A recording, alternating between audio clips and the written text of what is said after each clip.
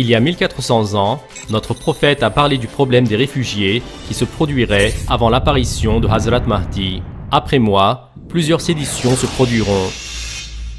L'une d'entre elles est la sédition d'être loin de sa patrie. Au cours de cette sédition, des séparations et des conflits se réaliseront, et puis, une sédition plus grave les suivra. Les gens penseront que cette sédition sera terminée, mais elle continuera. En effet, la fumée qui se produit de cette sédition entrera dans toutes les maisons et fermera tous les chemins vers la paix. Et finalement, Mahdi, qui est de ma lignée, apparaîtra. Chacun des événements signalés dans le hadith se réalise de nos jours devant les yeux des gens, la Syrie étant le lieu principal. Les conflits au Moyen-Orient et en Afrique, en d'autres termes, les séditions se succèdent. Dès que les gens pensent qu'elles sont terminées, elles recommencent à un autre coin du monde. Tout comme il a été rapporté dans le hadith, des millions de personnes se sentent obligées de quitter leur pays. Le secrétaire général des Nations Unies, Ban Ki-moon, a expliqué l'augmentation record du nombre de personnes ayant dû quitter leur pays comme suit. Le nombre de déplacés est le plus élevé depuis 1945.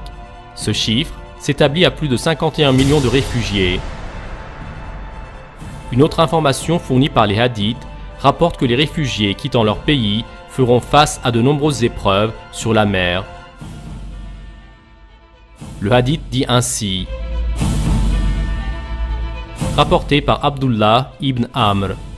Il a dit, au temps de Hazrat Mahdi, un tel moment viendra sur les gens qu'une personne voudra prendre un bateau avec sa famille et fuir. Mais le trouble auquel ils se confronteront dans les vagues de la mer deviendra plus grand que celui sur terre.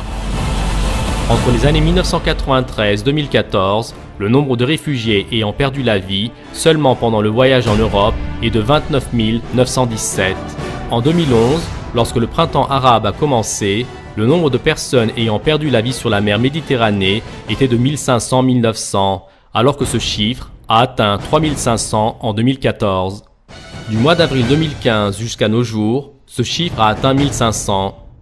Notre prophète a relaté il y a 1400 ans que les Yézidis migreront au bord du Tigre. Certaines personnes résideront quelque part appelé Basra en Irak. Il y aura un fleuve appelé le Tigre là-bas et un pont sur ce fleuve. Ils le traverseront. Les habitants de cette région y demeureront et cet endroit sera les villes des réfugiés. Après la prise de plusieurs endroits en Irak par l'État islamique, les Yézidis irakiens ont quitté leur foyer. Ils sont allés d'abord à Rojava et puis ils se sont déplacés vers le sud en utilisant les ponts Pachabour et Saala sur le Tigre. Une grande majorité des réfugiés yézidis qui sont arrivés en Turquie se sont installés à Batman, à Mardin et à Siirt et dans les villes autour du Tigre, tout comme notre prophète l'a prédit dans son hadith.